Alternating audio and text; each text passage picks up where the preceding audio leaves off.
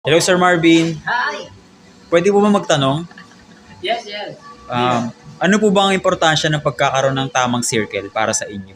Ah, when you're building your business, no, or your goal to success, no, very important yan na mapili mo yung tamang mga circle na angkop doon sa goal din na gagawin mo. Kasi mahirap na, alam mo yun, nasa maling circle ka, tapos sila pa mismo yung magdi-discourage sa'yo, sila pa mismo yung parang magda-down sa'yo. No?